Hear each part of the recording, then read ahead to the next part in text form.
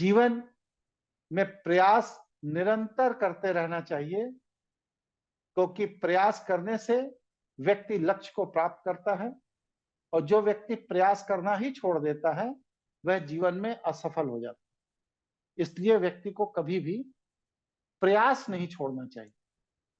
अपने लक्ष्य के अनुरूप स्वाध्याय करिए। उस क्षेत्र का जो मास्टर आदमी हो उससे प्रशिक्षण लीजिए, उसकी कार्य योजना को देखिए, अगर जरूरत पड़े तो उसके यहाँ नौकरी भी कर लीजिए, जिससे कि उसकी पूरी प्रक्रिया को समझ में आपको आ सके।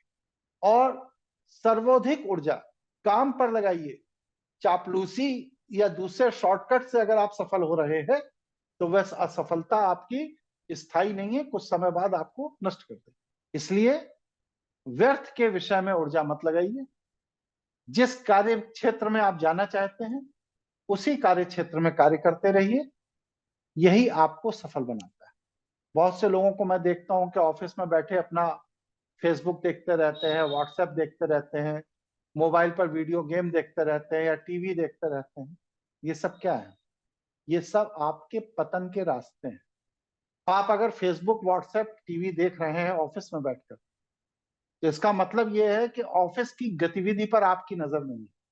और ऑफिस की गतिविधि पर अगर आपकी नजर नहीं है तो उस ऑफिस में काम करके आप कभी कुछ नहीं सीख सकते। इसलिए हमेशा ऑफिस की हर छोटी से छोटी गतिविधि पर आपको रिएक्शन नहीं देना है, बोलना कुछ नहीं है, आरोप किसी पर नहीं लगाना, लेकिन छोटी से छोटी गतिविधि पर आपकी निगाह होनी चाहिए। दूसरों की आलोचना या दूसरों के सामने आत्म प्रशंसा के मैं बहुत बड़ा तीरंदाज हूं, ऐसा कभी मत करिए। क्योंकि यह दोनों ही स्थिति, जब आप दूसरे की आलोचना करते हैं या दूसरों के सामने आत्म प्रशंसा करते हैं अपनी, ये दोनों ही स्थिति आपके लिए शत्रु पैदा कर, दुश्मन पैदा कर। और जिसके जितने अधिक शत्रु होते हैं वो व्यक्ति उतना जल्दी नष्ट हो जाता है। जो जैसा है उसे वैसा ही स्वीकार कर लीजिए। नहीं स्वीकार करना है तो संबंध खत्म कर दीजिए।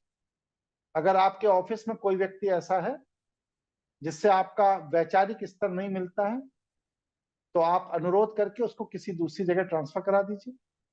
या आप कोई दुकान, कोई प्रतिष्ठान चलाते हैं और कोई ऐसा व्यक्ति अगर जबरदस्ती आपके गले मड़ गया है तो उसका हिसाब किताब करके उससे मुक्त हो जाइए। क्योंकि उसके साथ जब आप डील करेंगे आप हर समय तनाव में रहेंगे, इरिटेशन में रहेंगे। और जब आप तनाव में रहेंगे तो उस तनाव का उसके ऊपर तो कोई फर्क नहीं पड़ेगा, लेकिन दूसरे व्यक्तियों के साथ जो आपके संबंध हैं उन पर नकारात्मक प्रभाव पड़ेगा। और ये नकारात्मक प्रभाव आपके काम धाम को नष्ट कर। इसलिए कभी भी कोई भी व्यक्ति जैसा है या तो वैसा ही उसे स्वीकार कर लीजिए।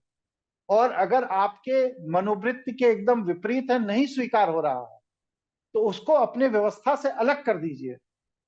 नहीं तो उस व्यक्ति के चक्कर में आपका समाज में 4 दूसरी जगहों पर संबंध खराब हो जाए।